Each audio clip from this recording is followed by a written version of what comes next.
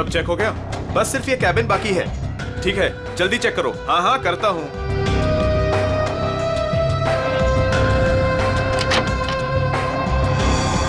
चल यार, भूख लगी है। हाँ चलो चलते हैं।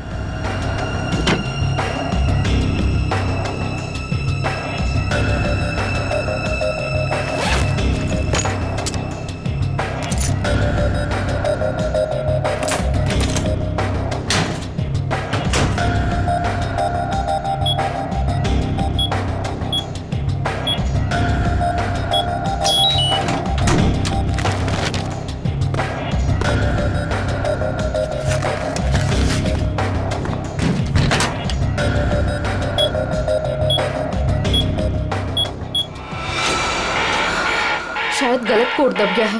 अब क्या करूं?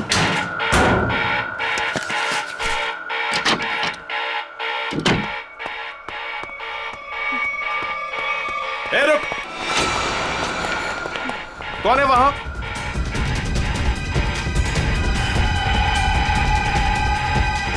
अरे मैडम आप? वो उस तरफ भागा। जी।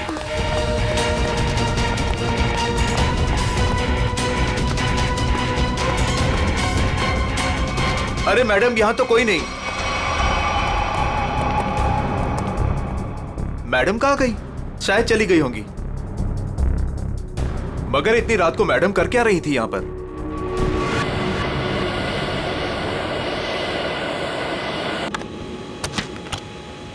Good morning. Good morning.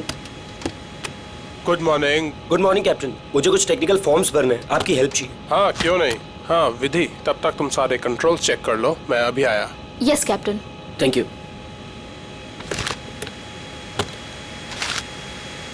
Good morning ma'am. Good morning.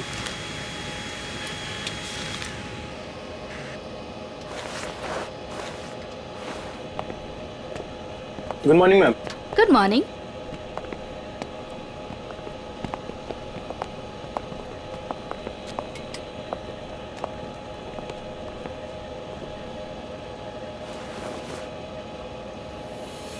देखो सनी, इस वक्त मैं तुमसे कोई बात नहीं कर सकती। और इस तरह से नजरअंदाज भी नहीं कर सकती तुम, समझी? मुझे जानना है कि तुम मेरे साथ ऐसा कर क्यों रही हो। सनी समझने की कोशिश करो। मैं समझू? और तुम?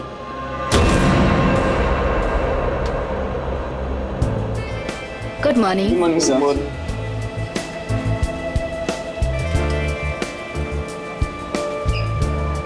Good morning. Good morning sir. Good morning ma'am. Good morning sir. Good morning ma'am. Good morning. Good morning. पता है ना आज एक स्पेशल पैसेंजर भी आ रहे हैं। हाँ, हमारी super good boss. Morning sir. आज जरा संभल के रहना। हम तो हमेशा संभले हुए रहते हैं। क्यों? क्या करें यार, हमारा काम ही ऐसा। मन में चाहे हजारों दर्द हो, लेकिन चेहरे पे मुस्कान तो होनी ही चाहिए। Good morning sir. Good morning sir. Good morning. Good morning. अरे हाँ, मैं आप लोगों को एक बात बता देना चाहता हूँ कि मैं इस एयरलाइंस का हेड जरूर हूँ, लेकिन मेरे लिए कोई खास ट्रीटमेंट, स्पेशल ट्रीटमेंट नहीं चाहिए। और यही हमारा मोटो है। हमारे कस्टमर्स हमारे बॉस है। गुड गुड काया, तुम्हारी तो सैलरी बढ़नी चाहिए। Thank you sir. वाह काव्या, तूने तो मुंह पे भी चौका मार दिया है। Nice, impressive.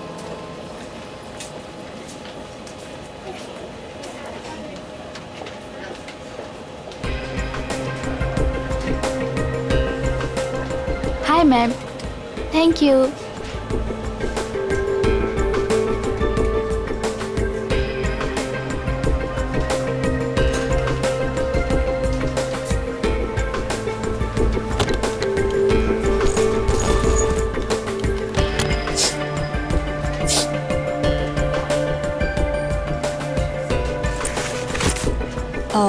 यस सर, मैं आपकी कुछ मदद कर सकती हूँ? नहीं कुछ नहीं, वॉशरूम जाना था। सॉरी सर, फ्लाइट की उड़ान भरने के बाद।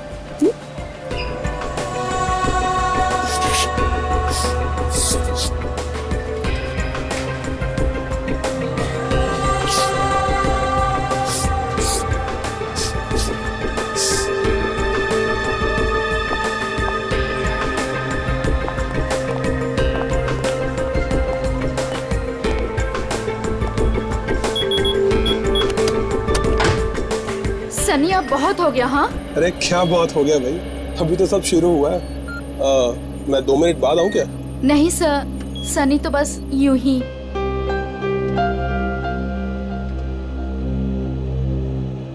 सब कुछ ठीक तो है ना विधि? यस कैप्टन, बस आपके कमांड का इंतजार है। हाँ तो बस ठीक है, टेक ऑफ करते हैं। नमस्कार, मैं कैप्टन राघव कुमार आप सभी का स्वागत करता हूँ। कुछ ही मिनटों में हम उड़ान भरेंगे। सभी यात्रियों से निवेदन है कि वे अपने निर्धारित स्थान पर बैठ जाएं और अपनी कुर्सी की पेटियां बांध लें और क्रू मेंबर्स उड़ान के लिए तैयार हो जाएं। धन्यवाद।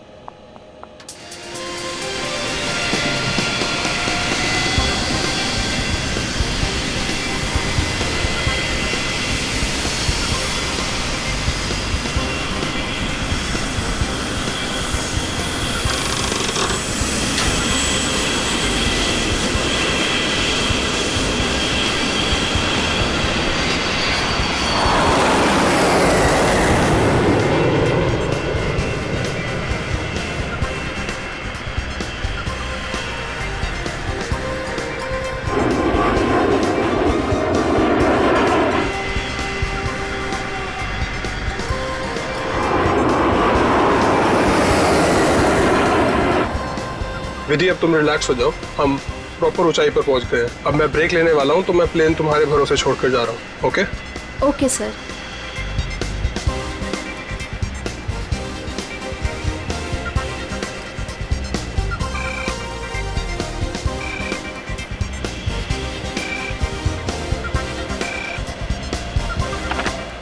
Yes captain. सोनिया, अब मैं बाहर आ सकता हूँ वॉशरूम ब्रेक के लिए? क्या बताऊं कैप्टन, वॉशरूम खाली ही नहीं हुआ। मैंने तुमसे कहा था ना कि मुझे वॉशरूम जाना है। सॉरी कैप्टन, पर एक अजीब सा पैसेंजर पिछले 10-12 मिनट से वॉशरूम में घुसा हुआ है। मैं उस नॉक कर रही हूँ पर वो बाहर ही नहीं आ रहा। अच्छा देखो, पीछे वाला वॉशरूम खाली है क्या? हाँ लेकिन कोई लेकिन वेकिन नहीं, मैं बाहर आ रहा हूँ। Okay sir.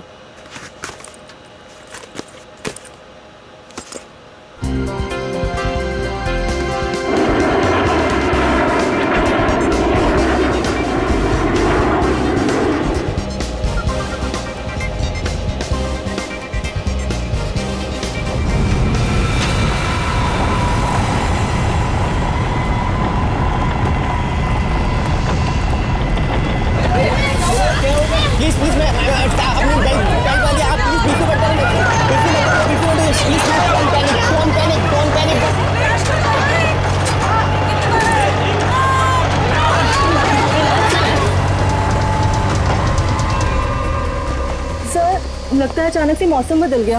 हाँ थोड़ा झटका भी आया। विधि अकेली है, मैं जरा देखता हूं। मैडम मैडम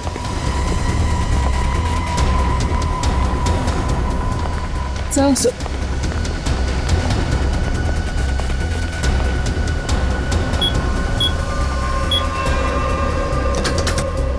विधि, विधि, मैम, विधि, विधि मैम, विधि मैम, विधि, ये दरवाजा क्यों नहीं खोल रही है? Ma'am, Vidhi ma'am.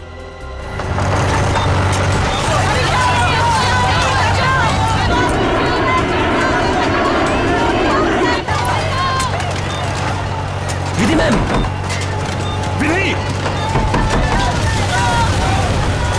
विधि, तुम्हें मेरी आवाज सुनाई दे रही है? विधि ma'am, Vidhi,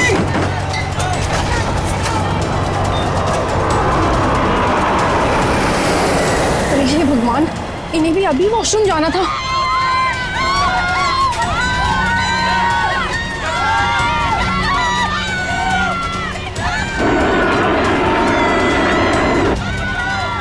Vidhi, Vidhi,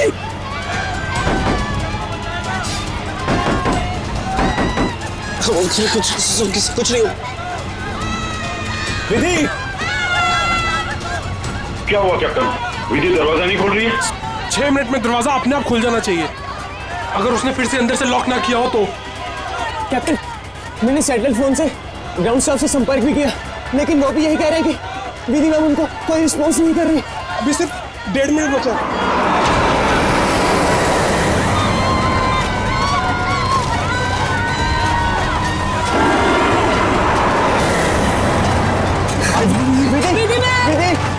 Vidhi ma'am, please open it.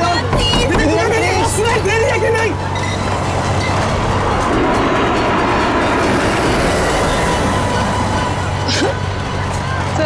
होगा? विधि मैम तो दरवाजा ही नहीं खोल रहे। अरे विधि, ये क्या कर रही हो तुम?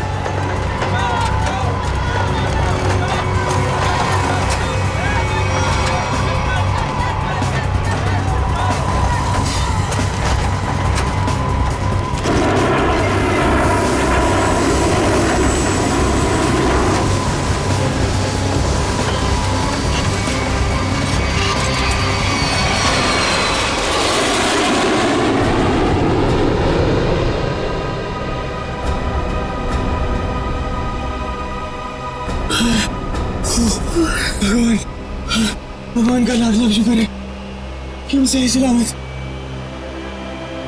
कैप्टन, आपने हम सबकी जान बचा दी। मुझे तो लग रहा था कि आज मेरा आखिरी दिन है, बट किसी की दुआ लग गई। Vidhi ma'am, Vidhi ma'am, Vidhi ma'am, Vidhi ma'am. Oh my God, Vidhi ma'am, Vidhi ma'am की तो मौत हो चुकी है। Oh my God, Vidhi ma'am, Vidhi ma'am, क्या हुआ?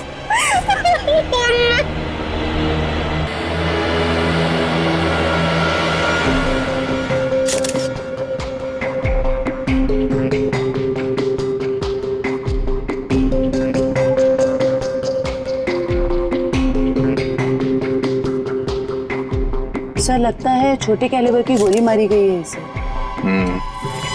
या फिर तेज धार वाली कोई नुकीली चीज छुपाई गई है इसके गर्दन में। जरा चेक करो, कोई एक्सीडेंट है क्या?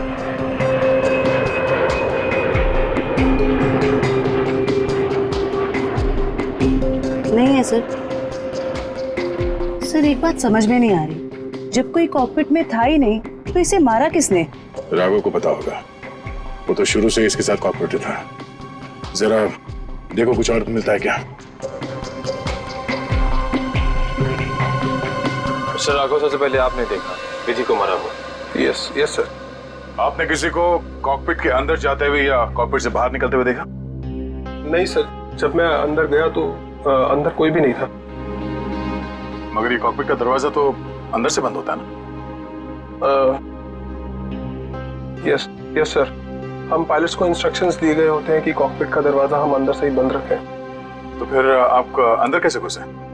सर, कॉकपिट के दरवाजे पे 6 मिनट का टाइमर सेट होता है। अगर कॉकपिट का पायलट उसे दोबारा लॉक ना करे तो दरवाजा अपने आप खुल जाता है। ओह, इसका मतलब विधि मर चुकी थी, इसलिए 6 मिनट के बाद दरवाजा अपने आप खुल गया।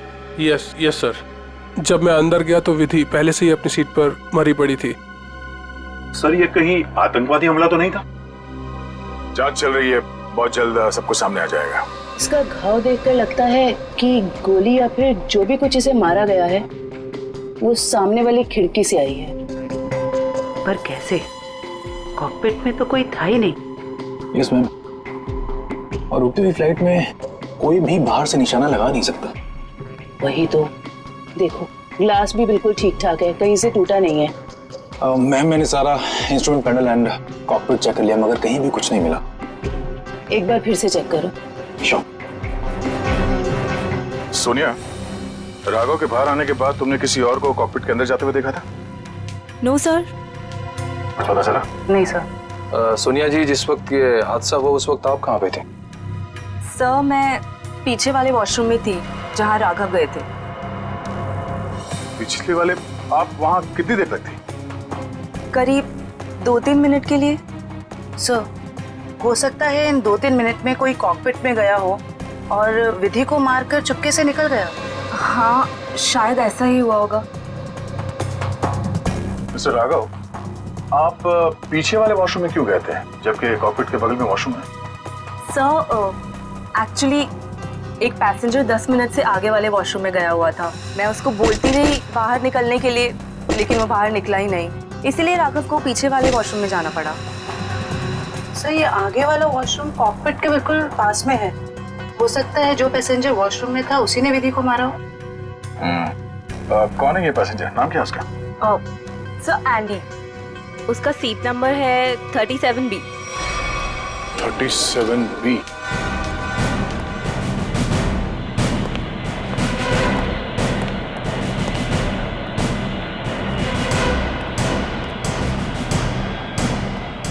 Excuse me, 37 Andy, yes sir. इधर आओ। क्या हुआ सर? जरा आओ, कुछ बात करनी है।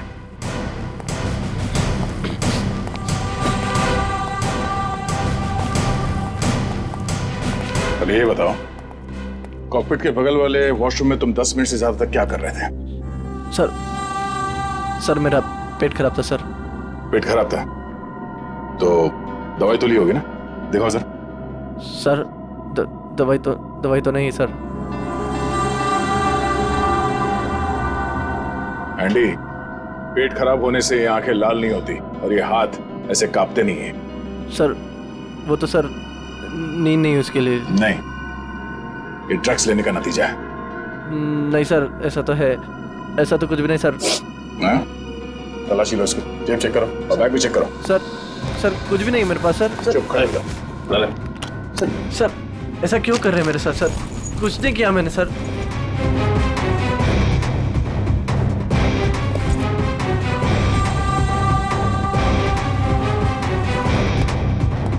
ये देखिए सर, ड्रग्स लिए घूम रहा है बैग में।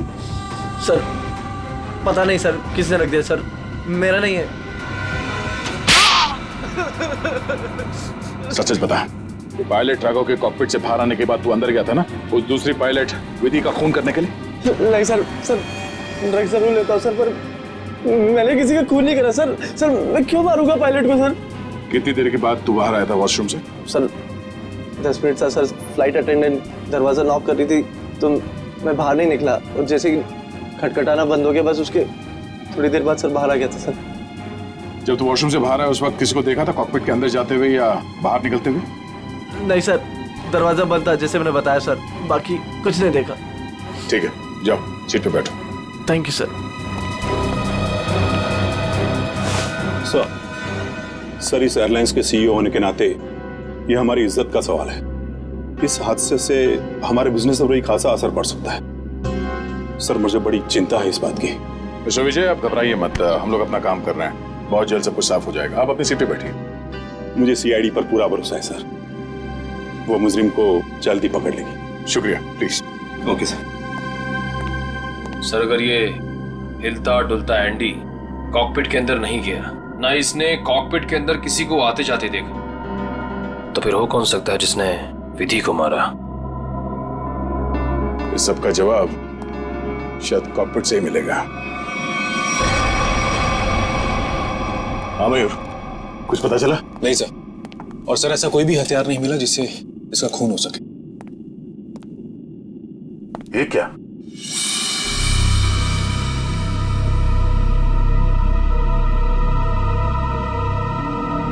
खून? सर विधि की बॉडी का एंगल देख के लग नहीं रहा ये खून विधि का है। सर हो सकता है ये खून खूनी का। विधि का भी हो सकता है। खूनी ने जब उस नुकीले हथियार से विधि के गर्दन में ऐसे वार किया, वापस निकालते समय शायद खून का छींटा यहाँ गिर गया होगा। और अगर खून खूनी का है तो वो जख्मी है और इन पैसेंजर्स में से कोई है। एक काम करो, सैंपल्स उठा लो, फॉरेंसिक भिजवा दो। सर एक और चीज सर, ये देखिए।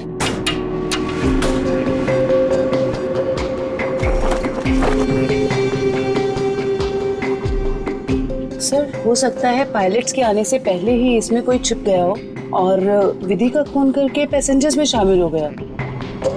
इसका मतलब एक पैसेंजर अभी ज्यादा होना चाहिए। Yes sir. एक काम करते हैं, पैसेंजर लिस्ट चेक करते हैं, देखते हैं कि उड़ान भरते वक्त कितनी सीट्स खाली थी और वो सीट्स अभी भी खाली है या नहीं। मयूर, इस लाश को फोरेंसिक लैब भिजवा दो।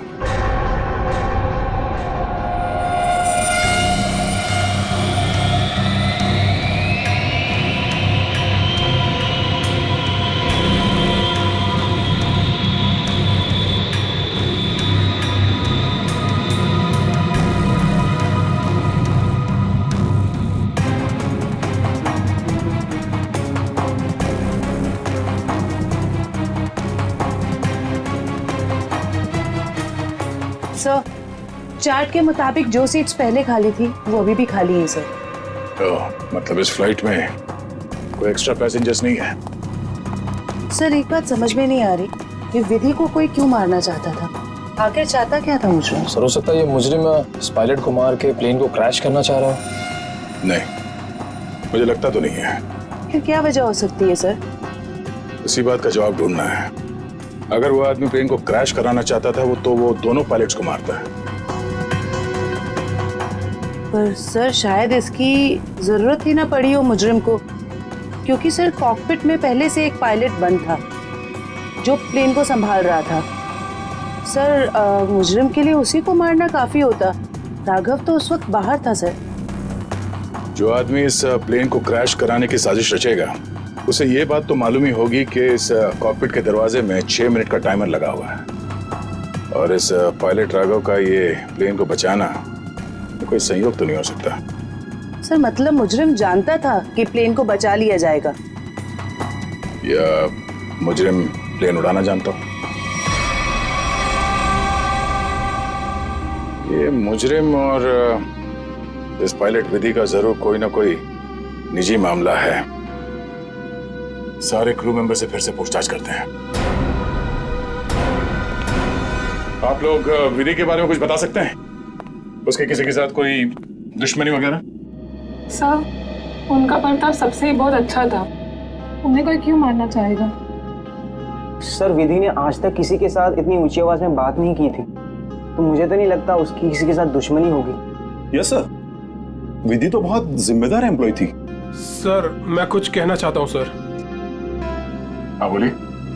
आज सुबह जब मैं कॉकपिट में आया तो विधि और फ्लाइट अटेंडेंट सनी, उन दोनों के बीच में कुछ कहासुनी हो रही थी। कैसी कहासुनी? किस बारे में बहस कर रहे थे ये तो मैं नहीं सुन पाया, क्योंकि जब तक मैं वहाँ पहुँचा तो मुझे देख के वो चुप हो गए थे। सर वैसे विधि और सनी एक दूसरे से प्यार करते थे। ओह, तो ये प्यार मोहब्बत का चक्कर है। कहासुनी तो हुई होगी। सनी का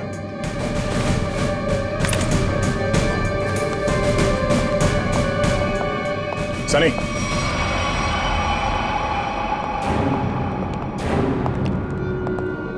क्या बात है सर? नहीं, फ्लाइट की पूरी स्टाफ हमारे साथ थी, तुम साथ में थे नहीं तो तुमसे मिलने चले आए। सर सुबह से जो कुछ भी हुआ उसकी वजह से वैसे ही हम लोग इतने परेशान, और आपने हमें यहाँ फंसा कर रखा हो। जांच पूरी हो जाए फिर चले जाना। वैसे सर कब तक पूरी होगी आपकी ये जांच? हमारे कुछ सवालों के जवाब मिल जाए, विधि के खूनी के बारे में पता चल जाए, समझो जांच पूरी। तब तक तो रुकना ही पड़ेगा। और हमारे कुछ सवालों के जवाब भी देने होंगे। क्या आप लोग मुझसे भी सवाल करेंगे? हाँ।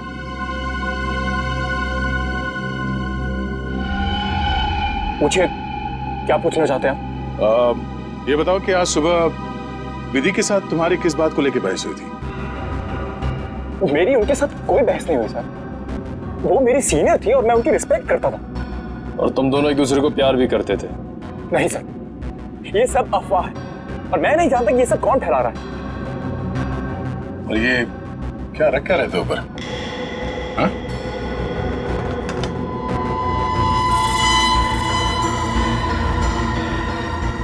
प्लेट? इस पे खून लगा है? मैंने कुछ नहीं किया सर, ये मेरा नहीं सर। तुमने मारा ना विधि को? नहीं सर। हाँ? मैंने कुछ नहीं किया सर। कौन? क्यों मारा विधि को? हाँ? मैंने नहीं मारा सर विधि को, मैं सचमुच उससे प्यार करता था सर। वाह, मार खाया तो सच बोलने लगे। अब ये बता, ये चाकू पे ये खून किसका है? विधि का? हाँ? नहीं सर, ये चाकू मेरा जरूर है, इस पर खून विधि का नहीं है सर। फिर किसका है?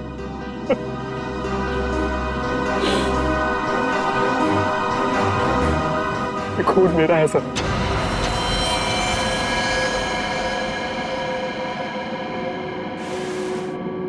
ये देखिए सर। पहले विधि का खून किया तो अपने आप को बचाने के लिए विधि का नाम लिख लिया। मैं बताता हूँ सर कि चाकू पर ये खून कैसे और क्यों आया। विधि, तुम बदल चुकी हो, तुम मुझे नजरअंदाज कर रही हो। ऐसा कुछ भी नहीं है, तुम बेवजह राई का पहाड़ बना रहे हो। विधि, हमारी एंगेजमेंट हो चुकी है और मुझे लगता है कि तुम्हें ये रिश्ता मंजूर ही नहीं है। अगर तुम्हारा बर्ताव ऐसा ही रहा तो मुझे सच में ये रिश्ता तोड़ना पड़ेगा। विधि, मेरा मानना ये है, जो रिश्ते एक बार बन जाते हैं ना, वो मरते दम तक नहीं टूटते।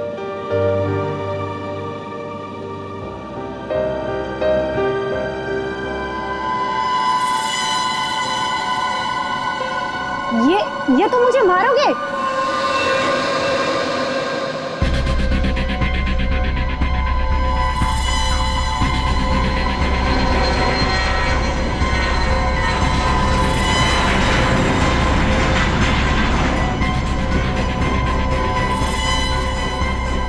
सनी, अब बहुत हो गया। हाँ, लेकिन सर, वो मुझे हमेशा के लिए छोड़कर चली गई। इस चाकू पे लगा खून साबित करेगा कि तू सच बोल रहा है या ये ड्रामा कर रहा है। सर, के विधि की लाश से क्या पता चला?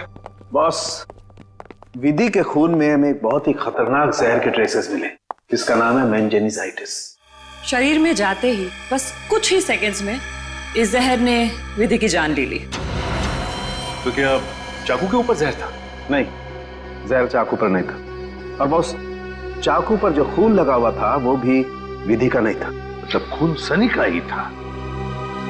तो फिर विधि के शरीर में जहर आया कहां से? मैं बताता हूं जहर कैसे गया। बॉस,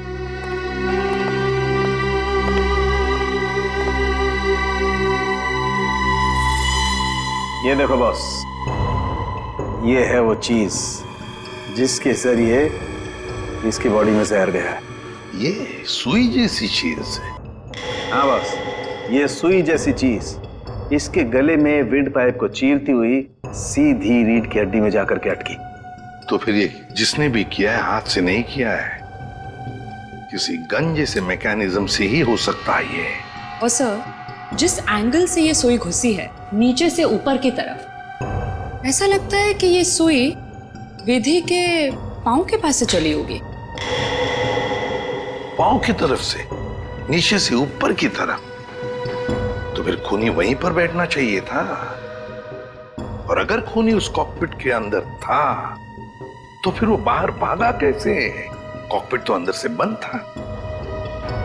एक बात और सर, खूनी ने राघव के कॉकपिट से निकलने का इंतजार किया, उसके बाद विधि का खून किया। मौके की तलाश में सचिन, मौके की तलाश में। जैसे ही राघव कॉकपिट से बाहर निकला, खूनी ने अपना काम कर लिया। ये राघव मुझे गड़बड़ लगता है, गड़बड़ लगता है मुझे ये राघव। सर, अपूर्वी, क्या पता चला पैसेंजर और क्रू के बारे में? सर ये देखिए, राघव का रिकॉर्ड।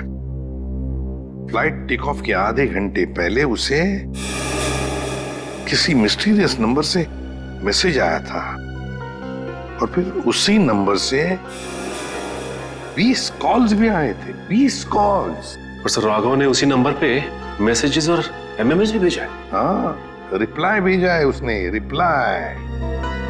पूर्वी, इस नंबर के बारे में कुछ चेक किया? किसका नंबर है ये? सर, ये नया नंबर है और इसकी सारी इंफॉर्मेशन जाली है। नया नंबर और सारी इंफॉर्मेशन जाली है। सचिन, मैं कह रहा हूं ना, ये राघव गड़बड़ है।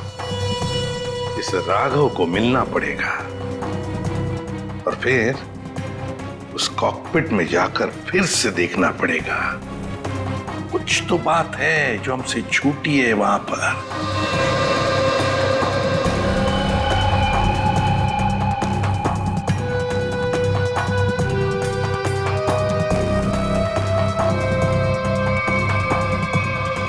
राघव, क्या हुआ? कुछ नहीं। राघव, अब तो उन्होंने हमें और हमारे ऋषि को छोड़ दिया है ना, तो फिर तुम अब क्यों परेशान हो? तुम नहीं समझोगे नम्रता।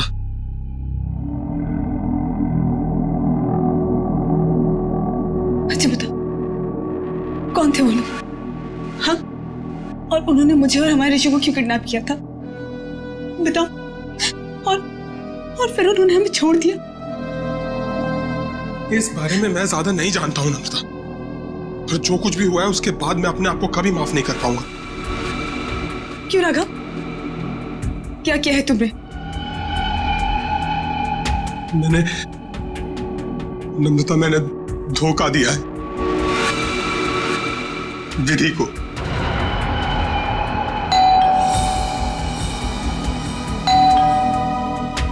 मैं देखती हूँ।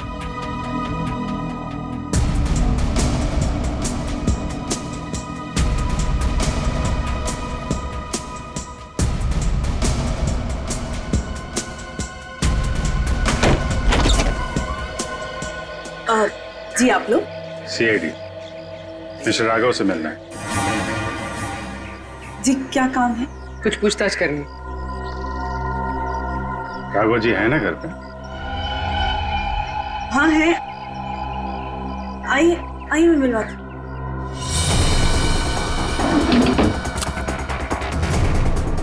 आइए sir.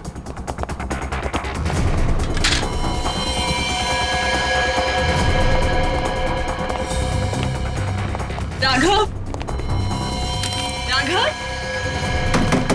Open the door. Raghav, sir दरवाजा नहीं खोल रहे। राघव, एक मिनट, आप इधर आइए। राघव, हम लोग सीआईडी से हैं, डरने की जरूरत नहीं है, दरवाजा खोलो। राघव, हम लोग सीआईडी से हैं, डरने की जरूरत नहीं है, दरवाजा खोलो। तो खुशी हो रहा है। राघव, बात सुनो मेरी।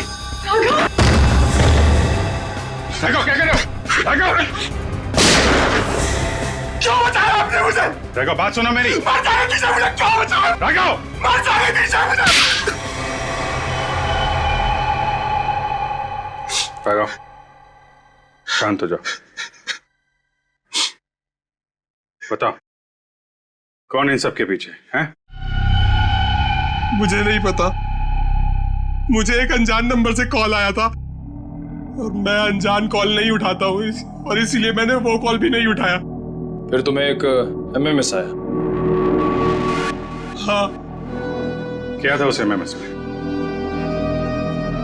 उसने मुझे ये एमएमएस भेजा। मेरी बीवी और बच्चा उनके कब्जे में थे। कोई तुम्हें ब्लैकमेल कर रहा था, मगर क्यों? उस अनजान आदमी ने मुझे धमकी भी दी थी कि अगर मैं अपने बीवी और बच्चों से प्यार करता हूं तो सही समय पर कॉकपिट से 10 मिनट के लिए बाहर आ जाऊं। तो तुमने सीआईडी को क्यों नहीं बताया? मैं प्लेन में था और प्लेन कुछ ही देर में टेक ऑफ करने वाला था। अपनी बीवी, बच्चे और बच्चे को बचाने के लिए मुझे ये सब करना पड़ा। सर, एक पायलट को मारने के लिए कोई इतना कुछ क्यों करेगा? हो कौन सकता है? जिस नंबर से इसे एमएमएस आए हैं, पता करो बंद होने से पहले इसकी आखिरी लोकेशन कहाँ थी।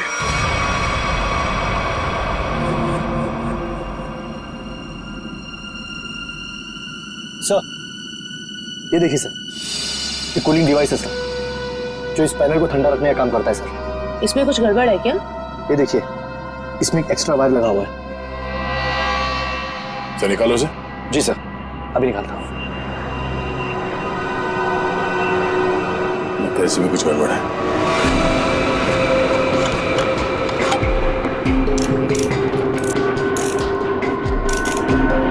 सही रहा।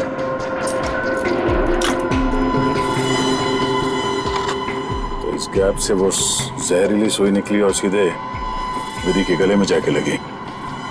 बेचारे ने सीट पर ही दम तोड़ दिया। अच्छा, इसमें कोई टाइमर डिवाइस लगा है क्या, वो नीडल को शूट करने के लिए? जी नहीं सर, इसमें एक लो इंटेंसिटी इंफ्रारेड सेंसर है सर, जो रिमोट में होता है सर। इसका मतलब इस रिग को ट्रिगर करने के लिए किसी रिमोट का इस्तेमाल किया गया है? जी मैम, और उसकी रेंज 100 मीटर के अंदर ही है। और वो रिमोट इस प्लेन के अंदर ही ऑपरेट हुआ होगा, बाहर नहीं। मतलब कोई रिमोट कंट्रोल के साथ प्लेन में बैठा है। सर प्लेन में इतने सारे पैसेंजर्स हैं, किसने ट्रिगर किया होगा ये ring? सारे पैसेंजर्स को ब्यूरो बुलवाओ, एक एक से अलग अलग पूछताछ करते हैं। सर आखिरी कॉल इसी ऑफिस से किया गया था। देखते हैं। एक्सक्यूज मी, सीआईडी, आप लोगों से कुछ पूछताछ करनी थी। जी सर। बोलिए सर, मैं इस ऑफिस का मैनेजर हूँ। आज सुबह 7 बजे इस ऑफिस में कौन कौन था आप बता सकते हैं? 1 मिनट सर। क्या बात है सर? आपके प्लेन में जो हादसा हुआ है उसी की जांच पड़ताल चल रही है। हाँ सर, एक के बाद एक हादसे होते जा रहे हैं। क्या? कुछ और भी हुआ क्या? सर, कल रात में ऑफिस में चोरी भी हुई थी। चोरी? हाँ सर, सेफ में काफी सारा कैश और करोड़ों के बॉन्ड्स थे। वो तो अच्छा हुआ कि अलार्म बज गया, वो सिर्फ कुछ डॉक्यूमेंट्स ले जा पाया। कैसे डॉक्यूमेंट्स? एयरलाइन की इंटरनल ऑडिट फाइल और डीजीसीए फाइल थी सिर्फ, जिसमें 1 साल पहले हुए प्लेन क्रैश की इंटरनल इंक्वायरी रिपोर्ट थी। ओह, 1 साल पहले जो प्लेन क्रैश हुआ था उसमें तो काफी लोग मारे गए थे। हाँ सर, उसमें बहुत सारे लोग मारे गए थे। हमारे क्रू मेंबर्स भी मारे गए थे और हमारा पायलट अमित, वो भी मारा गया था। उसी हादसे की उसमें रिपोर्ट थी। चोर पकड़ा गया? नहीं सर, विधि जी ने ही चोर को उस तरफ से भागते हुए देखा था। अब उधर से तो कोई रास्ता ही नहीं है सर, कैसे चोर भागा पता नहीं सर। तो वो चोर विधि ही थी जिसने वो डॉक्यूमेंट चुराए और चोरी का हंगामा मचा दिया। सर, लिस्ट रेडी है। इसकी अब कोई जरूरत नहीं है।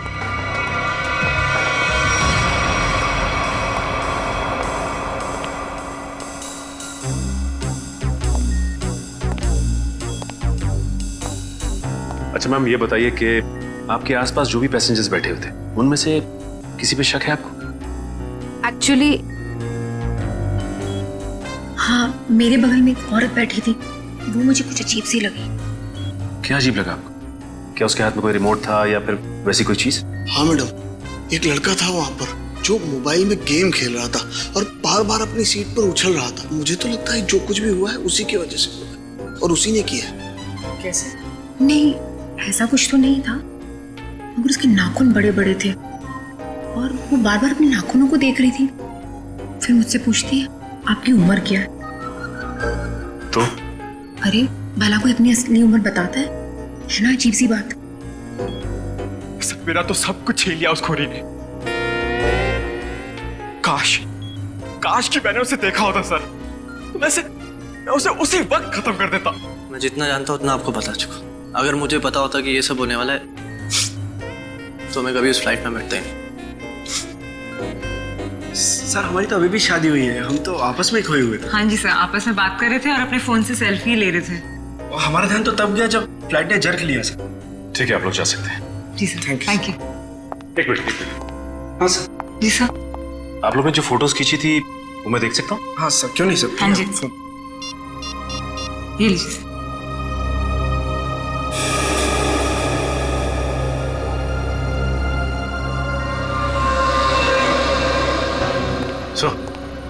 हाँ सोचिए, ये देखिए सर,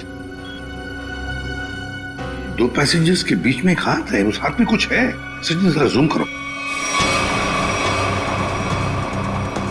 सर, ये तो रिमोट ट्रिगर है। हाँ सर, लेकिन पैसेंजर तो दिख नहीं रहा। पूर्वी, ये 2 पैसेंजर्स के सीट नंबर्स तो हैं, पता चलेगा ना पीछे कौन बैठा है। सर, ये ऋषभ और प्रिया 30A 30B पे बैठे थे। सचिन, ये देखो इस फोटो को। फोटो ऐसे इस एंगल से खींचा गया है तो इन दोनों के बीच में दिखती है सीट नंबर 31A। जिसका भी हाथ है वो 31A वाला पैसेंजर का है। 31A पे कौन है देखो। मिस्टर अनुपम। उठाओ इस अनुपम को। एक्सक्यूज मी, हमें अनुपम से मिलना है। कौन? हमारा प्यून। पियोन है वो? कहाँ है वो? जी, अभी मैंने उसे एक फाइल दी है 2nd फ्लोर पे कैबिन में देने के लिए। Okay, thank you.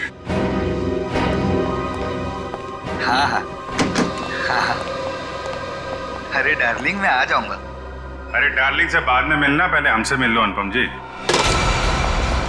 कहाँ भाग रहे इतना जल्दी? हाँ?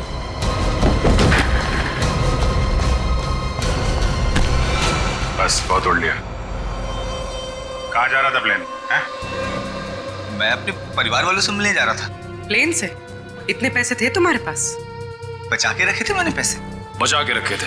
हाँ, प्लेन में जाओगे, रिमोट लेके रिमोट का ट्रिगर दबाओगे, बहुत पैसे बचे होंगे, है ना? क्या क्या मतलब?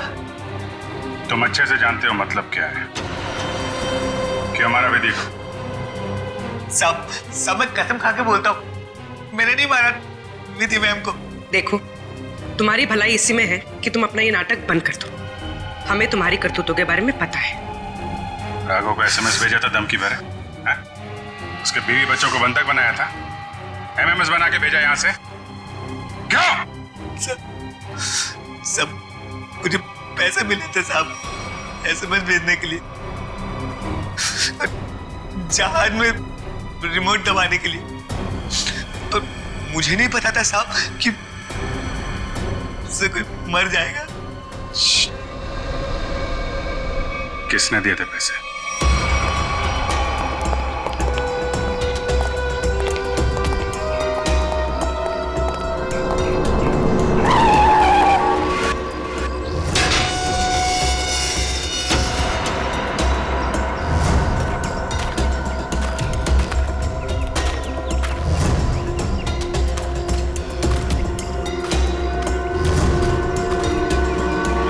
खेल खत्म हो गया तुम्हारा विजय। कैसा खेल? मैं कुछ समझा नहीं। अपनी पायलट विधि का खून करवाया तुमने। मैं भला ऐसा क्यों करवाऊंगा? मैं तो खुद उस फ्लाइट में जा रहा था और मैं भी तो मर सकता था। यही तो तुम्हारी चाल थी, ताकि किसी को तुम पे शक ना हो। और इस काम में तुम्हारा साथ दिया तुम्हारे एम्प्लॉय अनुपम ने।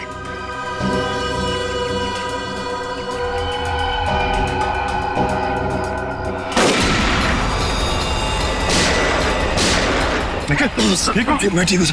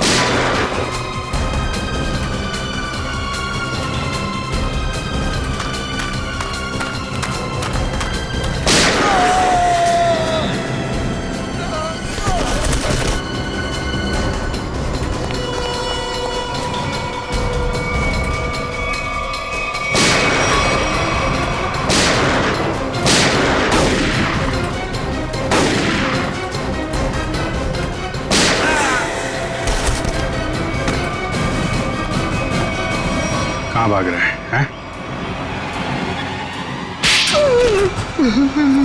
क्यों खून करवाया तुमने विधि का? सर, 1 साल पहले हमारी एयरलाइंस का एक एयरक्राफ्ट क्रैश हो गया था और हमने साबित कर दिया था कि वो क्रैश पायलट अमित की लापरवाही की वजह से हुआ था। लेकिन अमित विधि का दोस्त था और विधि इस बात की सच्चाई को मीडिया के सामने लाना चाहती थी सर। कैसे सच्चाई का खुलासा करने वाली थी वो? हाँ? सर, वो प्लेन क्रैश हमारे एयरक्राफ्ट में खराबी की वजह से क्रैश हुआ था और हमारी तकनीकी टीम ने चेतावनी भी दे दी थी हमें कि इसमें सुधार किए बिना इसे न उड़ाया जाए। और इससे पहले कि विधि दुनिया के सामने ये सच्चाई लाती, तुमने खून करा दिया उसका। सर, जब हमें पता चला कि विधि ने वो डॉक्यूमेंट्स चुरा लिए।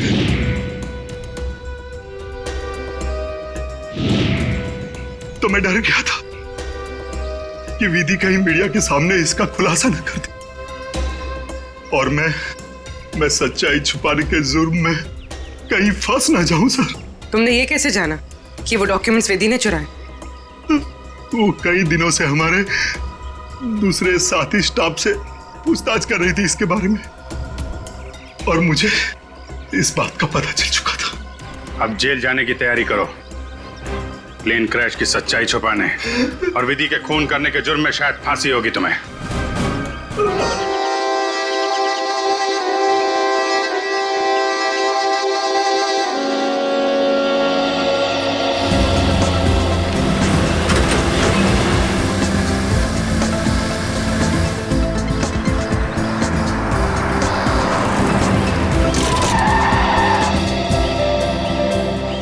अवनी, एक काम करो, गाड़ी को रिवर्स गियर में लगाओ। हाँ, लेकिन मुझे डर लग रहा है, पता नहीं गाड़ी कहीं इधर उधर चली गई तो। कुछ नहीं होगा, जैसा मैं बोलता हूँ वैसा करती जाओ। ओके, एक काम करो, गाड़ी को रिवर्स गियर में लगाओ और धीरे धीरे क्लच दबाओ और धीरे धीरे एक्सीलेटर छोड़ो, बस। अवनी बेटा, हम सिखा देते हैं तुम्हें गाड़ी चलाना, रमेश को तो वैसे भी ठीक से नहीं आता है। अरे काका, आप साइकिल चलाना तो ठीक से जानते नहीं है, गाड़ी क्या चलाएंगे? हाँ काका, आप ही सिखा दीजिए तो अच्छा है, ये तो सारा दिन फोन पे लगे रहते, मेरी तरफ ध्यान भी नहीं देते। अच्छा, एक काम करो, गाड़ी को रिवर्स गियर में लो। हाँ, हेलो,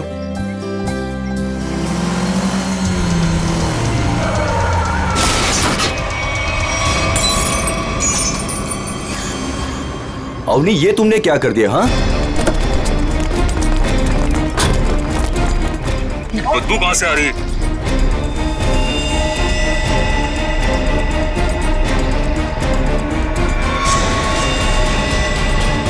इसके अंदर लाश कहां से आ गई? इसमें से बदबू भी कितनी आ रही है?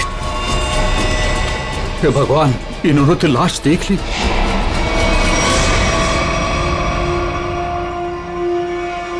और उससे इतनी बदबू क्यों आ रही थी?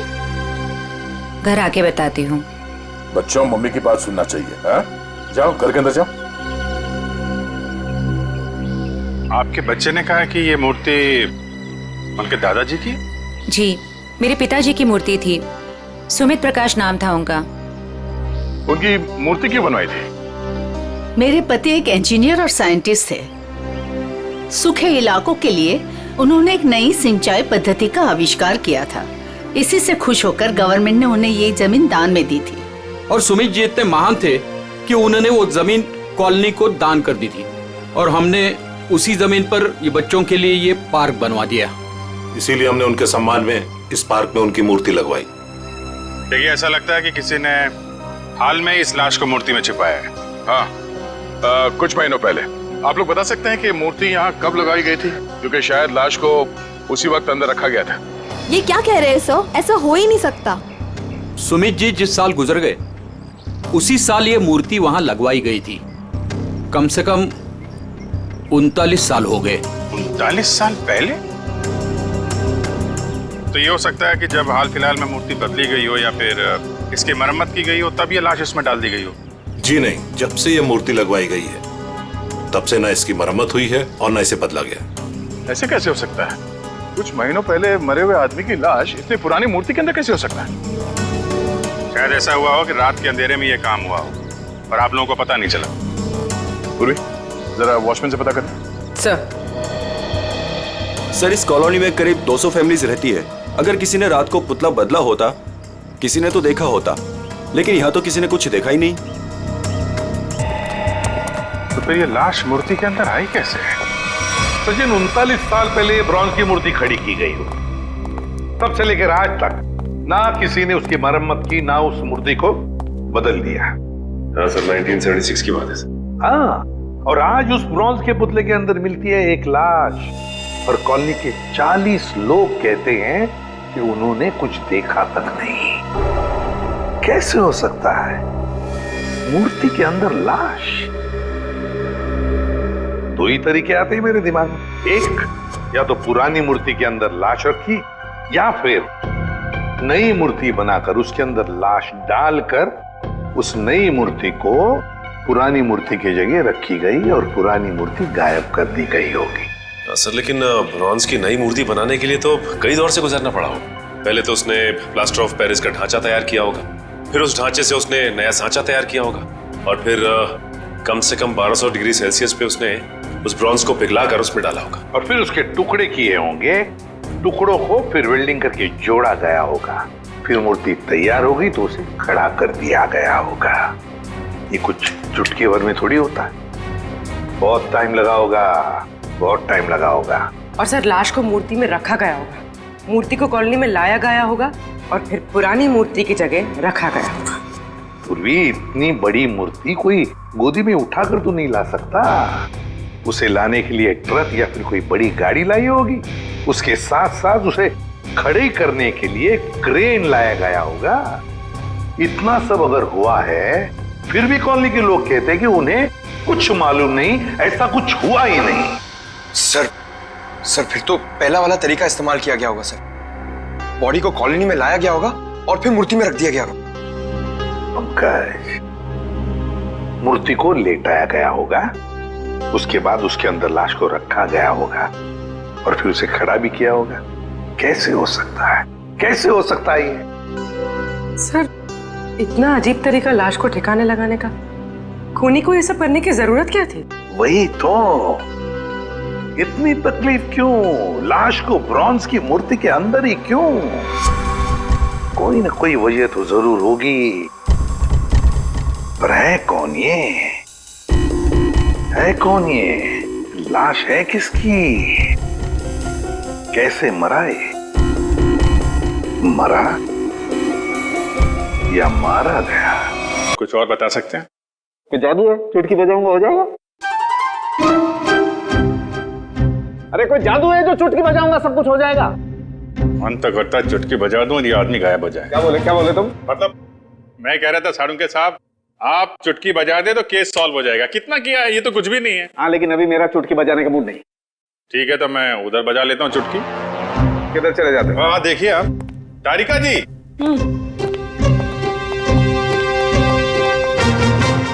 कुछ मिला आईडी वाईडी आपको?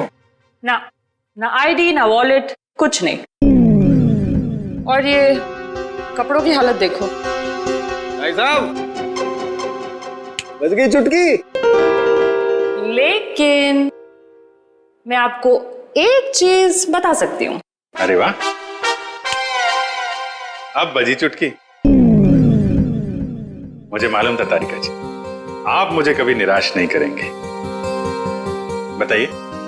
मैं आपको ये बता सकती हूँ कि ये लाश कितने समय तक उस मूर्ति में थी।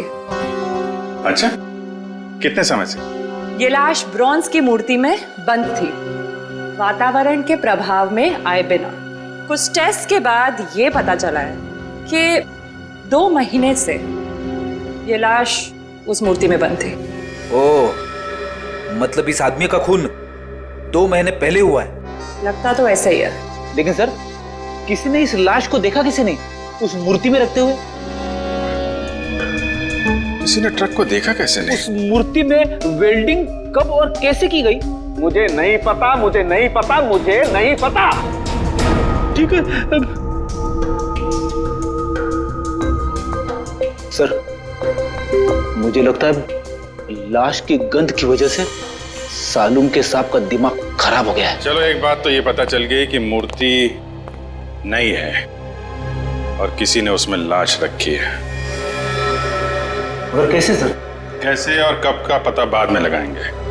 पहले ये पता लगाना है कि ये नई मूर्ति बनाई किसने।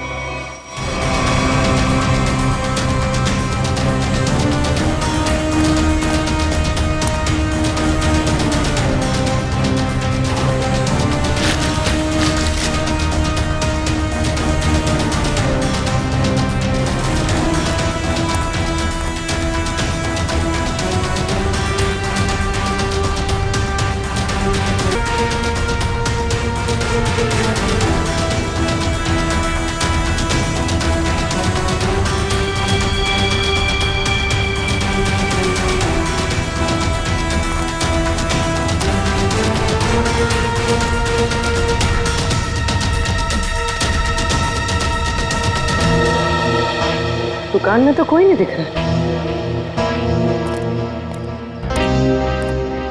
वाह, एक खूबसूरत लड़की मेरे दुकान पे। सीआईडी से हूँ मैं। तो क्या हुआ? लगता है तुम्हारा दिमाग ठिकाने पे नहीं है मिस्टर कुमार। क्या? कुमार? मैं किसी कुमार सुमार को नहीं जानता और न मैं कुमार सुमार हूँ। तुम निशित कुमार नहीं हो जिसकी ये दुकान है? ओ, इस दुकान के पहले वाले मालिक निशित कुमार, उनकी बात कर रहे हैं ना? पहले वाला मालिक? हाँ, निशित कुमार का 2 महीने पहले खून हो गया।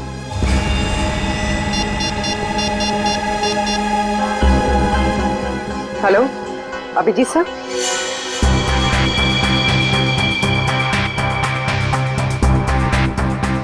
तारिका, बन गया ना चेहरा? तो इन्होंने ये दुकान निशित कुमार से खरीदी और 2 महीने पहले उनका खून हो गया। 2 महीने पहले की वो लाश थी ना जो उस मूर्ति में से मिली? हाँ सर, लाश। हाँ, लाश। आप ये बताइए कि निशित कुमार के बारे में और क्या जानते हैं आप? सर, मुझे ज्यादा पता नहीं है। उनकी माली हालत भी ठीक नहीं थी और कई सालों से उनके पास कुछ काम भी नहीं था। उनके घर का एड्रेस देना। वो घर में अकेली ही थी। जब मैं बाहर से आई तो देखा चोरों ने उनका गला काट दिया था। शायद मैं यहाँ होती तो उनको बचा सकती थी सर। हम आपकी तकलीफ समझ सकते हैं अर्चना जी, पर क्या आप बता सकती हैं कि क्या क्या चोरी हुआ था? कुछ नहीं, चुराने के लिए आई ही क्या घर में? कुछ नहीं था और अब भी नहीं है। आपके पति जो मूर्तियां बनाते थे वो किनके लिए बनाते थे? मेरा मतलब है उनके क्लाइंट्स कौन कौन थे? मुझे पता नहीं, लेकिन उनकी सारी चीजें वो अलमारी में रखते थे। हम वो अलमारी देख सकते हैं? जी। अलमारी देख लो जरा।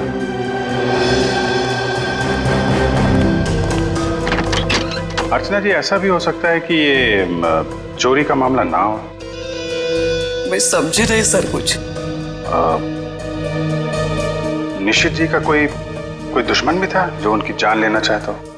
सर, मामूली सा शिल्पकार, उनका दुश्मन कौन हो सकता है?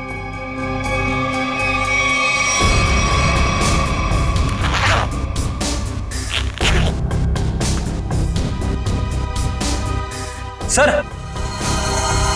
हाँ बेट। इस फाइल में मूर्तियों की बहुत सारी न्यूज़पेपर कटिंग है सर। वो जो सारी मूर्ति बनाते थे ना, उसका सारा रिकॉर्ड इसी फाइल में रखते थे। और सर, ये देखिए। तो ये मामला है, सुमित जी की मूर्ति भी इन्होंने बनाई थी 1976 में। अर्चना जी, मूर्ति बनाने वाले अक्सर अपनी बनाई हुई मूर्तियों का एक ढांचा अपने पास रखते हैं कि अगर मूर्ति टूट फूट जाए तो दोबारा बना सके। निशित जी भी ऐसा करते थे क्या? हाँ हाँ, उसके वो सारे ढांचे पिछले बाजू रखते थे। हम वो जगह देखना चाहेंगे।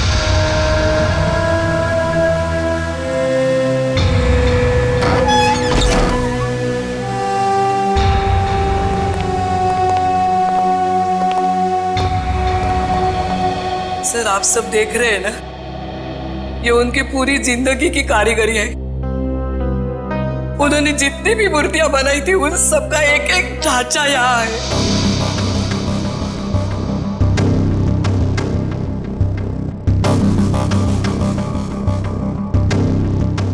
वो वाला नहीं दिख रहा है? कौन सा वाला? वो सुमित जी की जो मूर्ति का ढांचा है, वो उस तरफ होना चाहिए।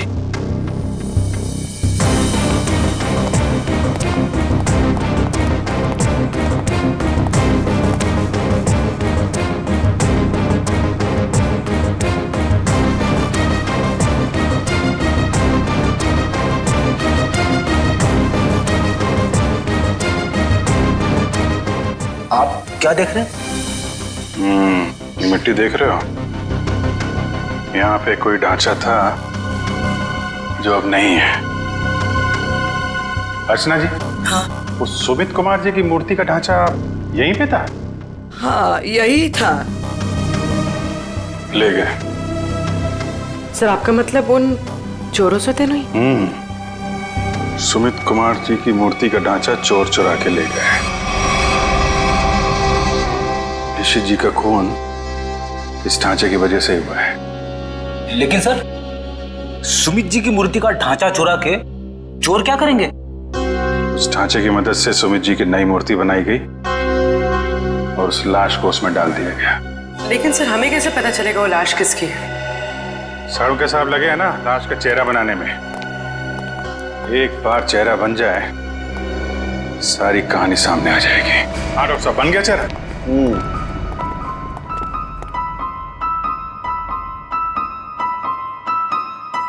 ये देखो बॉस, ये है वो मरा हुआ आदमी। क्या? ये कैसे हो सकता है? डॉक्टर साहब, ये क्या मजाक है? भाई साहब, मैं मजाक नहीं कर रहा हूँ, यही है उस आदमी का चेहरा, ऐसा ही दिखता है वो। मैं जानता था, मुझे बिल्कुल पता था ये कुछ ऐसा करेंगे जिससे सारा केस उलट जाए। क्या बात कर रहे हो यार तुम? मैं ऐसा क्यों करूंगा? क्या हो गया तुम्हें? अभिजीत, ये क्या कह रहे हो तुम? ये उसी आदमी का चेहरा है। सर मजाक क्यों करेंगे? क्योंकि डॉक्टर साहब ने जो चेहरा बनाया है वो मूर्ति का चेहरा है। सुमित जी का चेहरा है जो 39 साल पहले मर चुके हैं। इस चेहरे में सिर्फ मूंछ लगाना बाकी। क्या बात कर रहे हो? ये आप बताइए, आपने बनाया है चेहरा? तो मैंने तो वही बनाया है जो मुझे खोपड़ी ने बताया। मैंने तो मूर्ति देखी भी नहीं है यार। तो आप देख लीजिए, ये मूर्ति है। ये तो वाकई वही चेहरा है जो मैंने बताया।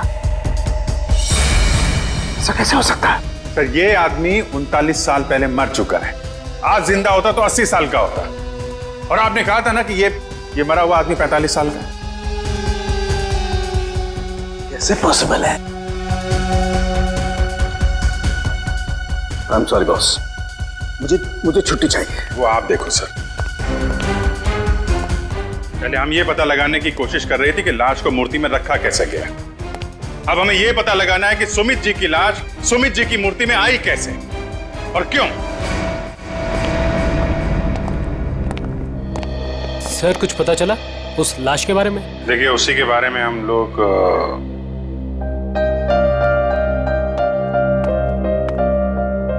बच्चों, हमें आपकी नानी और मम्मी से कुछ जरूरी बात करनी है।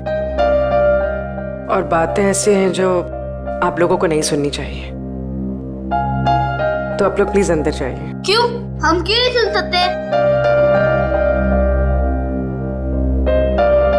ये बड़ों की बातें हैं, बच्चों का कोई काम नहीं। हमें पता है, हमारे आजोबा की मूर्ति में से लाश मिली है ना। आप उसी के बारे में बात करने आए हो ना? हाँ, और कुछ जरूरी बातें हैं। आप लोग अच्छे बच्चे हो ना? हो ना? प्लीज अंदर जाओ।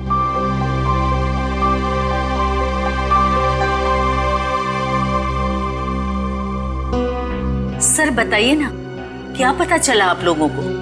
एक्चुअली इस केस की जांच को लेकर हम थोड़ी उलझन में हैं और हमें लगता है कि आप सुलझा सकती हैं इस उलझन को। कैसी उलझन?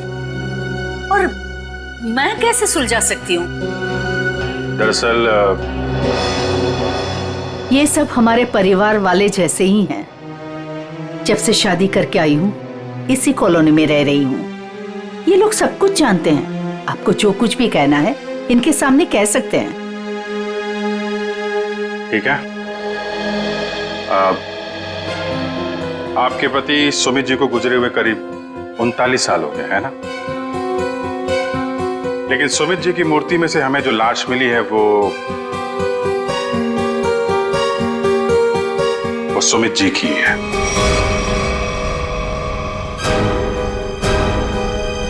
ये कैसे हो सकता है? ऐसा ही हुआ है। ये देखिए।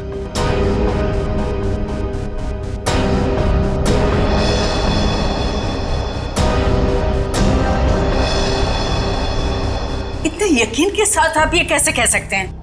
हाँ, ये हो ही नहीं सकता। जरूर कुछ भूल हुई है आप लोगों से। कोई भूल नहीं। ये एक साइंटिफिक मेथड है जिसमें लाश की खोपड़ी का चेहरा बनाया गया है। और यही चेहरा बना है सुमित जी का। लेकिन मेरे पिताजी की लाश कैसे आ सकती है? ये मुमकिन नहीं है। वही तो, लाश की उम्र करीब 45 साल की है। आपके पिताजी जिंदा होते तो 80 साल के ऊपर के होते हैं। अब बात यह है कि 80 साल का आदमी 45 साल का कैसे हो गया? ये मैं कैसे जान सकती हूँ? अब आपको नहीं पता तो हमें कैसे पता होगा? चेहरा तो बिल्कुल आपके पति का ही है। सर, उनकी मौत के बाद उनका अंतिम संस्कार मैंने ही किया था।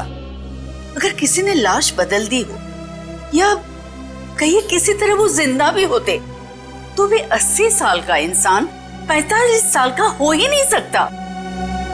वही तो, यही बात हमें परेशान कर रही है। अच्छा, आपके परिवार में कोई ऐसा आदमी था जो बिल्कुल सुमित जी से मिलता जुलता हो? नहीं, जब से मैं उन्हें जानती हूँ या जब से मेरी शादी हुई है, मैंने तो ऐसा किसी को नहीं देखा जो उनकी तरह दिख रहा हो। चूंकि उस मरे हुए आदमी का चेहरा हूबहू आपके पति से मिलता जुलता है और उन दोनों में कोई संबंध है या नहीं, ये जानने के लिए मालती जी हमें आपकी थोड़ी मदद चाहिए। कैसी मदद? अगर आपको बुरा ना लगे तो हमें आपका डीएनए उस मरे हुए आदमी से मिला के देखना होगा। यही एक तरीका है सच्चाई को जानने का।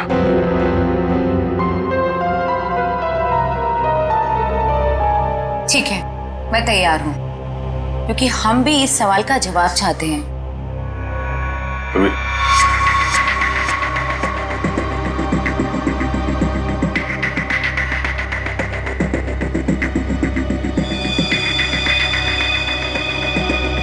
Thank you. हम फिर मिलेंगे, पर तब जब आपके साथ मिलेंगे। आता रेखा जी, डीएनए रिपोर्ट आ गई? पार्शियल मैच है। क्या पार्शियल मैच है? देखा, इसका मतलब सालू के गलत नहीं था बॉस। ये आदमी सुमित के परिवार का ही। बाप का डीएनए बेटी में भी है और इस मरे हुए आदमी में भी। निश्चित रूप से ये आदमी सुमित के परिवार का ही कोई है। अगर ये सुमित का रिश्तेदार है तो किसी ने इसे पहचाना कैसे नहीं? कोई तो होगा जो इसे पहचानता। ये बड़ी चौंकाने वाली बात है। आपने जो इसका चेहरा बनाया था उसकी फोटो हमने अखबार में भी भेजी, लेकिन ऐसा कोई भी आदमी सामने नहीं आया जो इसे पहचानता हो। अगर ये इसी शहर में था तो किसी ने तो इसे देखा होगा। कोई तो होगा इसके पहचान वाला। तारिका जी, आप तो जीनियस हैं। ऐसे क्या कह दिया मैंने? केस सॉल्व कर दिया। हो सकता है ये आदमी इस देश का हो ही ना। हो सकता है कि मरने से कुछ समय पहले इस देश में आया। ओह, इसीलिए किसी ने इसे पहचाना नहीं। हाँ, पिछले 2-3 महीने की इमिग्रेशन रिपोर्ट्स चेक करनी होंगी हमें। पंकज, आज के अखबार में मैंने अपना राशिफल देखा। जानते हो क्या लिखा था उसमें? क्या था सर? बहुत जल्द नौकरी में बदलाव होगा। इसका मतलब जानते हो? हाँ सर, ये तो बहुत दुख की बात है। आपका डिमोशन होने वाला है। आपकी पोस्ट तो मेरे से भी नीचे होने वाली है। क्या बोलता है? अरे इसका मतलब है मेरा बहुत जल्द प्रमोशन होने वाला है। हाँ, पिछले 1 हफ्ते से मुझे ऐसा ही लग रहा है। लेकिन मुझे ऐसा नहीं लग रहा है। क्यों? सर अभिजीत सर ने बिल्कुल सही पता लगाया सर। इमिग्रेशन रिकॉर्ड से उस मरे हुए आदमी का चेहरा मैच कर रहा है सर। गुड, मिला है सर।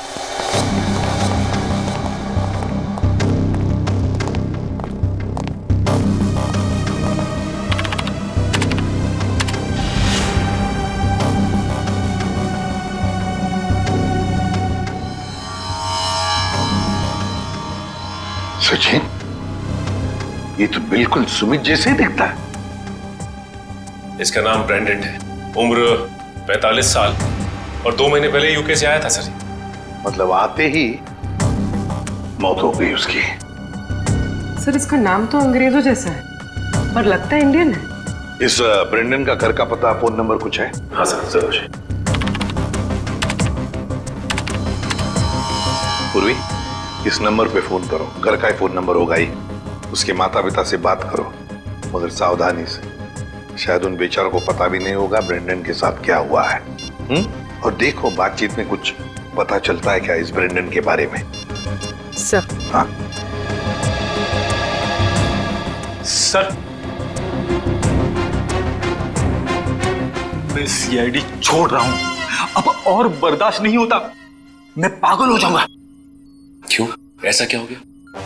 इस केस में बहुत कंफ्यूजन है, और सबसे बड़ी बात तो यह है कि वो आदमी अंग्रेज निकला। मेरा दिमाग फट जाएगा सर। मैं भी छुट्टी पे जा रहा हूं, सालू के साथ। अभी जाओ इसी वक्त। बोरिया भी सरा बांधो, निकल जाओ सीआईडी से, जाओ। और कुछ समय बिताओ अपनी बीवी के साथ, शायद कुछ अकल आ जाएगी। जाओ। सर, आपका राशिफल तो सही निकला। नौकरी में बदलाव, मतलब आपका रेजिग्नेशन, इस्तीफा।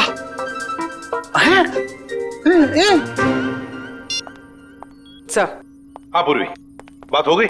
हाँ सर, एक और चौंकाने वाली बात पता चली। क्या? सर, ये ब्रेंडन सुमित का बेटा था। ब्रेंडन सुमित का बेटा है? वो कैसे? उसकी पहली शादी से। सुमित ने बियाट्रिस नाम की एक अंग्रेज औरत से 1970 में शादी की थी। बेटे को जन्म देते हुए वो औरत मर गई। बीवी की मौत के बाद उसका दिल टूट गया और वो अपने इस बेटे को लेकर इंडिया वापस आना चाहता था, लेकिन उसकी बीवी के घर वालों ने बच्चे को आने नहीं दिया।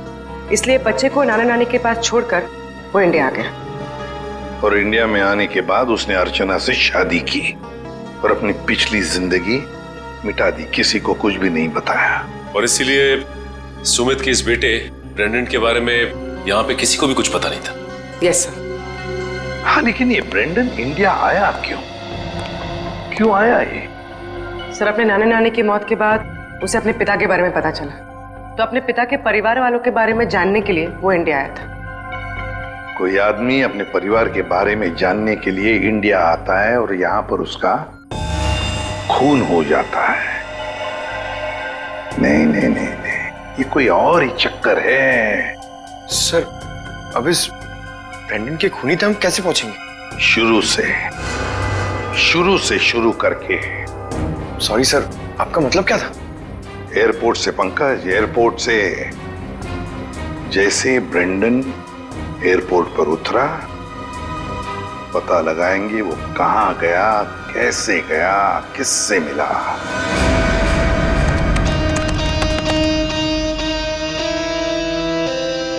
सर, ये फुटेज एयरपोर्ट के अराइवल गेट की है सर, जब ब्रेंडन इमिग्रेशन से बाहर निकल चुका था। सर, ये रहा ब्रेंडन, ये कैप वाला आदमी ब्रेंडन से मिलने आया। कैप की वजह से उसका चेहरा ठीक से दिख नहीं रहा। जरा जूम करो उस पर।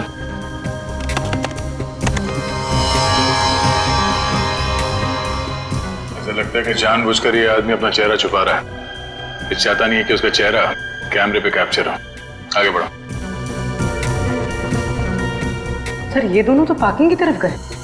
इसका मतलब इस कैप वाले आदमी की गाड़ी पार्किंग में है। एक काम करो, इन दोनों के बाहर निकलने से आधे घंटे तक जितनी भी गाड़ियां एयरपोर्ट के पार्किंग लॉट से बाहर निकली है, उन सब के डिटेल्स निकालो। पता चल जाएगा इस कैप वाले की कौन सी गाड़ी है। सर, वो आदमी ब्रेंडन को जब एयरपोर्ट की पार्किंग में लेके गया, उसके आधे घंटे बाद तक ये सारी गाड़ियां बाहर जाती रही सर। बस वे ठीक है, एक एक को फोन करो और पता लगाओ किस पैसेंजर को इन्होंने एयरपोर्ट से पिकअप किया और कहां जाके छोड़ा। हेलो जी, मैं सीआईडी से इंस्पेक्टर सचिन बोल रहा हूँ। अच्छा, ये बताइए कि 15 फरवरी को आपकी कार इंटरनेशनल एयरपोर्ट पे गई थी किसी को छोड़ने के लिए? आप क्या करने गए थे? किसी को छोड़ने गए थे? मिसेस आंचल कुमार। ओके पूर्वी। Okay okay. क्या? किसको छोड़ने गए थे? Peter Frank. अच्छा, ये कौन सी फ्लाइट से आए? ओके।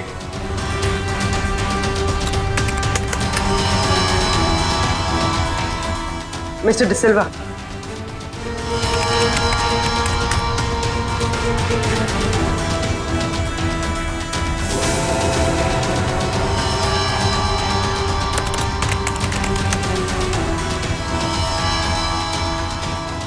ओके पूर्वी, अब बचा है सिर्फ एक नंबर, ये VH543259।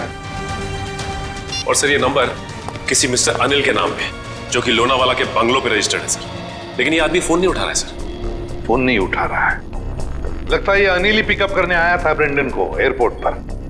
सर कहीं इस अनिल ने तो ब्रेंडन का खून नहीं किया? हो सकता है पूर्वी।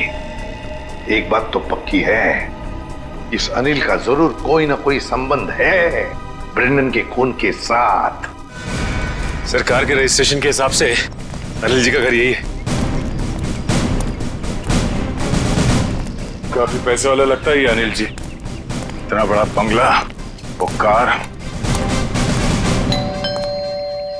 लेकिन इस अनिल जी को ब्रेंडन से क्या काम पड़ गया? सर मुझे तो लगता है कि इस ब्रेंडन को इंडिया में कोई जानता ही नहीं होगा। ब्रेंडन को इंडिया में कोई जानता नहीं था तो ये अनिल एयरपोर्ट क्यों गया था उन्हें लेने? उसके बाद ये ब्रेंडन गायब कहाँ हो गया?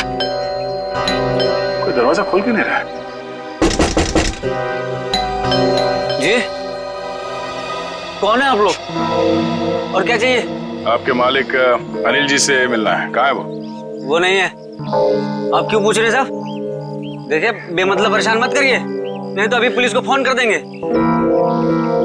हम लोग सीआईडी से हैं। सीआईडी? सीआईडी कहाँ से?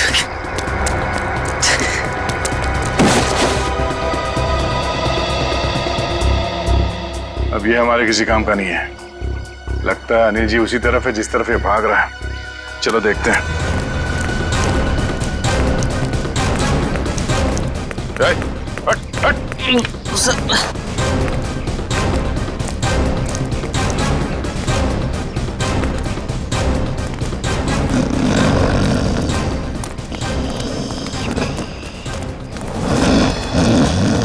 लगता है यही अनिल जी है। अनिल जी, मालिक और नौकर एक साथ शराब पी रहे थे यहाँ पे। अनिल जी, अनिल जी, जी। हम ये जानने आए हैं कि कुछ महीने पहले आप ब्रेंडन को एयरपोर्ट से लेकर कहाँ गए थे? एयरपोर्ट?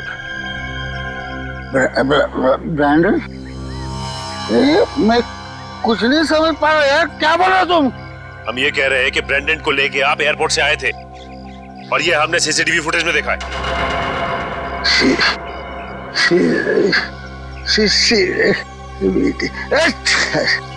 अनिल जी, आपकी कार कौन सी है?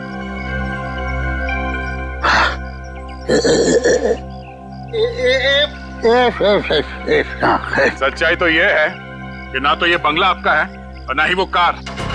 हाँ? हाँ?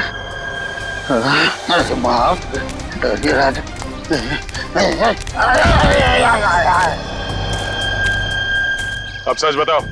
सर मैं कुछ नहीं जानता सर। मैं तो एक मामूली सा वॉचमैन हूँ सर, वॉचमैन। ये मेरा मालिक है ना, मालिक, उसने अपना बंगला और कार मेरे नाम पर कर दिया सर। ये मेरा कुछ भी नहीं है सर। तो फिर किसका है? सर मैं कैसे बोलूं सर, मेरी जान चली जाएगी सर। देखो तुम चिंता मत करो, कुछ नहीं होगा तुम्हें। सिर्फ ये बताओ किसने कहा था तुम्हें ये सब करने के लिए? क्या बात है, आप लोगों ने हमें यहाँ क्यों बुलाया? कुछ पता चला क्या? हाँ, एक चौंकाने वाली कहानी। ये कहानी हम आप लोगों को भी सुनाते हैं। इस कहानी को हम वहां से शुरू करते हैं जब सुमित जी को सरकार ने जमीन दान दिया था। उस जमीन में सिर्फ एक छोटा सा गार्डन नहीं था, बल्कि वो जमीन भी था जिसपे आज मॉल बना हुआ है आपके कॉलोनी के पीछे। लेकिन इस बात का पता हमें क्यों नहीं चला? क्योंकि आप लोगों से पहले कुछ और लोगों को पता चल गया। उन्हें यह भी पता चल गया कि सुमित जी अपनी पूरी जमीन को बच्चों के पार्क के लिए दान करना चाहते हैं, और ये बात उन्हें अच्छा नहीं लगा। उन्होंने सुमित जी को रोकना चाहा। जब सुमित जी नहीं माने तो उनका फोन कर दिया। क्या? जी हाँ, सुमित जी का एक्सीडेंट कोई एक्सीडेंट नहीं था। इसकी प्लानिंग की थी उन लोगों ने, और उन लोगों ने जमीन का एक छोटा सा हिस्सा आपके कॉलोनी को दिया और बाकी बिल्डर्स को बेच दिए। वो मॉल जहाँ पे खड़ा है वो जमीन। बिल्डर से मिले पैसे से ऐश कर रहे हैं वो लोग। उनके पास देश विदेश में बहुत सारे घर हैं, बंगलो हैं, ढेर सारी गाड़ियां हैं, और ये बात किसी को नहीं पता, उनके दोस्तों और परिवार वालों को भी नहीं। और सुमित जी का बेटा ब्रेंडन जब अपने परिवार वालों से मिलने इंडिया आया तो उसे भी मार दिया गया। क्यों, ये हमें मालूम नहीं। और फिर बेटे की लाश को पिता के मूर्ति में छुपा दिया। अब ये कैसे किया है ये हम जानना चाहते हैं। लेकिन वो कौन लोग हैं? यही हैं वो लोग। सच तो ये इसी कॉलोनी में रह रहे हैं, धोखे और खून से कमाए हुए पैसों पर ऐश कर रहे हैं, लेकिन हम उन्हें जानते हैं।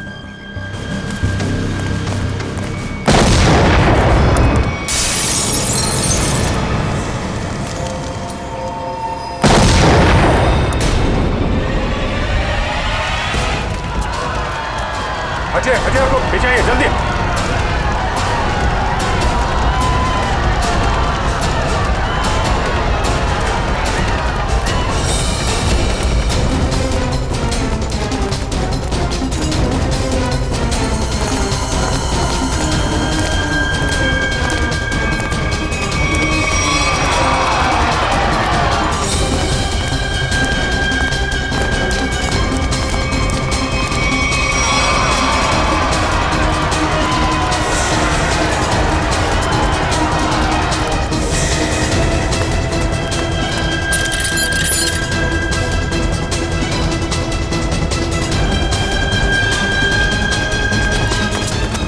अरे आनंद, आनंद संभालना यार। अरे अरे क्या हो रहा है ये?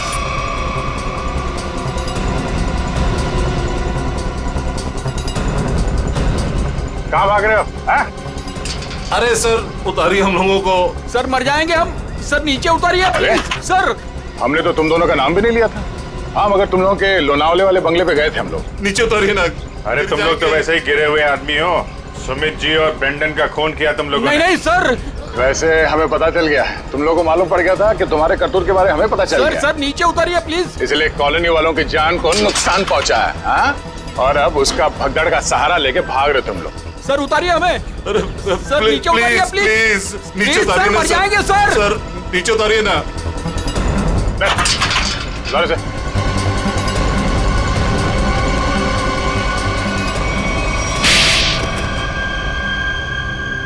लेकिन वो तो आपके दोस्त थे, फिर आपने उनको क्यों मार दिया? क्योंकि इनके लिए पैसा दोस्ती से ज्यादा मायने रखता है। लेकिन ब्रेंडन को क्यों मारा? सर एक्चुअली हम उसे मारना नहीं चाहते थे। हम उसे एयरपोर्ट से सीधा हमारे खाली पड़े हुए फ्लैट पे लेके गए। हमने सोचा था हम उसके बाप के मरने की झूठी कहानियां सुनाकर उसको यूके वापस भेज देंगे, और उसने हमारी वो बातें सुन ली थी जिसमें हमने सुमित को मारने का जिक्र किया था। इसके लिए उसको मारा सर। लेकिन उसकी लाश मूर्ति में क्यों छुपाई? हम नहीं चाहते थे कि उसकी लाश किसी भी हालत में सीआईडी को मिले। अगर हम उसे जलाते, दफनाते या किसी तालाब झील में उसकी लाश छोड़ देते तो एक न एक दिन तो लाश मिल ही जाती ना। फिर तो हम पकड़े जाते। इसलिए हमने उसकी लाश सुमित की मूर्ति के अंदर डाल दी थी ताकि कोई ढूंढ ना सके। इसीलिए तुम लोगों ने निशित को मार दिया और उसके गोडाउन से सुमित जी के पुतले का ढांचा को चुरा लिया और नई मूर्ति बनाई। हाँ? लेकिन तुम लोगों ने मूर्ति जब बदली तो कॉलोनी वालों को कैसे नहीं पता चला? वो सर, हमने एक दिन पूरे कॉलोनी वालों को रात के खाने की दावत दी थी और हमने उनके खाने में नींद की गोलियां डाल दी थी। अच्छा, जब सारी कॉलोनी सो गई तो पुरानी मूर्ति की जगह नई मूर्ति रख दी। अगर अवनी अपने कार से उस मूर्ति को ठोकर नहीं मारती तो इनके काले कारनामों से पर्दा नहीं हटता। लेकिन सच्चाई में एक ताकत होती है जो कभी छुपती नहीं। और जुर्म में भी वही कमजोरी होती है, वो भी कभी छुपती नहीं। इन्हें हमारे हवाले कर दीजिए, इन्हें सजा हम देंगे। हाँ सर, इन्होंने हमें धोखा दिया है, ये हमारे गुनहगार है। नहीं सर, हमें अरेस्ट कर दो, ये लोग मार डालेंगे। हमें अरेस्ट कर लीजिए सर। तुम्हें सजा देने का हक अगर हमारे हाथ में होता तो हम तुम्हें इनके हवाले कर देते। हमारे हाथ बंधे हुए हैं, वरना निखिल, पंकज ले जाओ इन्हें।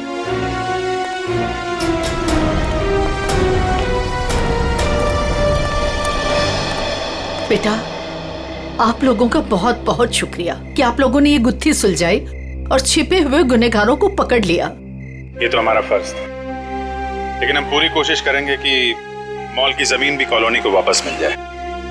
आपके पति का जो सपना था वो पूरा होके ही रहेगा। खुश रहो बेटा, खुश रहो। इस तरह के और भी एपिसोड देखने के लिए हमारे चैनल को सब्सक्राइब करें और बेल आइकन दबाना ना भूलें।